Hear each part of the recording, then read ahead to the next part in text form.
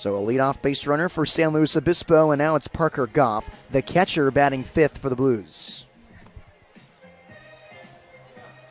Goff enters this game with his .302 batting average. He has 13 hits and 43 at-bats. Driven in 3 runs, as the first pitch to him is a slider for a strike. The catcher from Harriman, Utah, one of the top-ranked catchers in the entire state coming out of high school. Average lead at first base for Casey Borba as he leans towards second. Peeking over his right shoulder is Keel. Now he comes home with the sidewind delivery, and that one leaks into the zone for strike 2. Parker Goff thought he was going to get hit by that one. He stuck out his left knee a little bit, thought about rolling, but it just folded into the strike zone. No balls and 2 strikes to the BYU catcher, who's going to have to be tough with 2 as he chokes up on his bomb bat and widens his stance. Here's a pick over to first, and Borba gets back in time standing.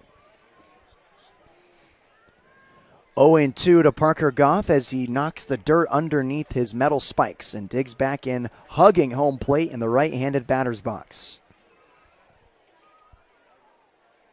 Keel kicks and fires. Here's a slider, dribbled on the ground, left side. Third baseman's got it. On to second for 1. On to first is in time. Twin killing for the Menlo Park Legends, and there's 2 gone here in the second inning.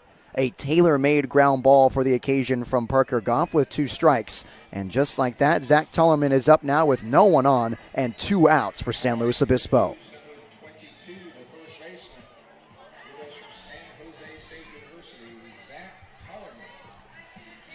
So now it's Zach Tullerman, the first baseman, batting 6th for San Luis Obispo today, carrying his .320 batting average into the bottom half of the order.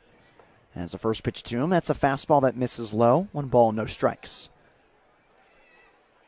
Tullerman has 16 hits in his 50 at-bats.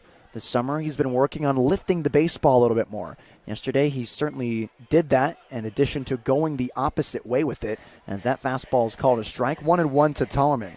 That's something he was missing out on last summer. He was just pounding the ball on the ground, the left side.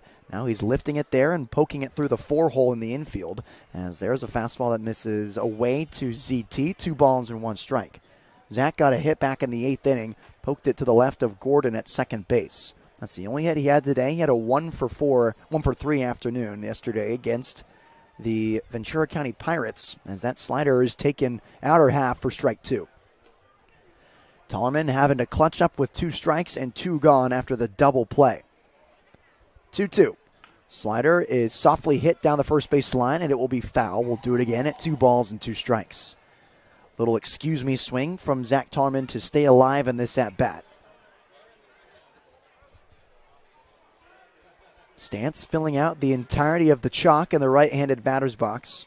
Here's the 2-2 offering from Keel. Swung on and tagged to left field high. Going back is Smith. He's at the warning track and makes the running snag for the 3rd out of the inning. Blues get nothing on 1 hit. They leave no one on, and no errors committed by the Menlo Park defense. Scoreless heading into the 3rd inning. I'm Nate Mills on the Slow Blues Streaming Network.